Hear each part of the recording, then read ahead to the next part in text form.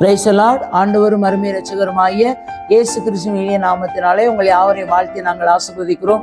கர்த்தர் உங்களை ஆசீர்வதிப்பாராக. இன்றைய தேவ வார்த்தை சங்கீதம் 112 அதிகாரம் 2வது வசனம் சொல்லுது, அவன் சந்ததி பூமியிலே பலத்திருக்கும், செம்மையானவர்களுடைய வம்சம் ஆசீர்வதிக்கப்படும். ஆமேன், அல்லேலூயா. இப்படிப்பட்ட வார்த்தை பாருங்க. அவன் சந்ததினா யார்? நம்முடைய சந்ததிகள் எல்லாம், நம்முடைய பிள்ளைகள், நம்முடைய பிள்ளைகளின் பிள்ளைகள். இந்த சந்ததிகள் எல்லாம் எப்படி இருக்குமா? பலத்து இருக்கும், செம்மையானவர்களின் வம்சம் ஆசீர்வதிக்கப்பட்டிருக்கும். அல்லேலூயா. ஆண்டவருடைய வார்த்தை, தேவ வார்த்தை கர்த்தர் சொல்லுகிறார்.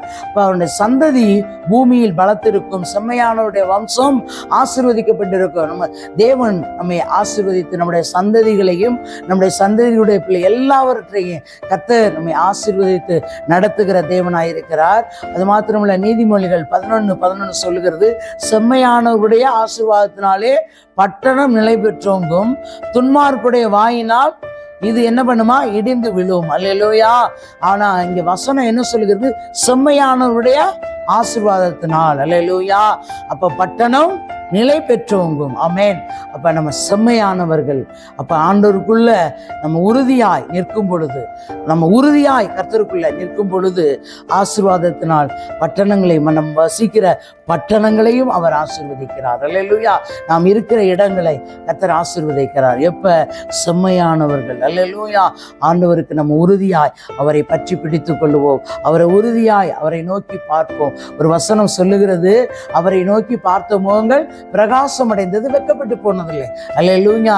அப்ப எப்ப கர்த்தரை நோக்கி பார்க்கும் பொழுதுதான் நம்முடைய வாழ்க்கை ஆசீர்வாதமாய் நடத்துகிற தேவனாய் இருக்கிறார். அல்லேலூயா. அப்ப செம்மையானவர்களை ஆசீர்வாதத்தினால் பட்டணங்களை நிலை பெற்றுவங்க செய்வாராக. ஆமே. துன்மார்க்குடைய வாயினால் அது என்ன பண்ணுமா? இடிந்து விழும். துன்மார்க்கரை கர்த்தர் வெறுக்கிறார். அல்லேலூயா. செம்மையானவர்களை கர்த்தர் நடத்தி ஆசீர்வதிக்கிறவராய் இருக்கிறார். தகப்பனே மை துதிக்கிறோம், சோத்திரம் கர்த்தாவே. சர்வ வல்லமையுள்ள தெய்வமே மை துதிக்கிற சோத்திரையா. பரிசுத்த கரத்துல இந்த வார்த்தையை கேட்கிற பார்க்கிற ஒவ்வொருவரை கர்த்தர் ஆசீர்வதித்து பெரிய காரியங்களை செய்து வழி நடத்துங்க. இயேசு கிறிஸ்து ரத்தம், இயேசுவின் நாமத்தின் ஜீவனுள்ள நல்ல பிதாவே. ஆமேன், ஆமேன்.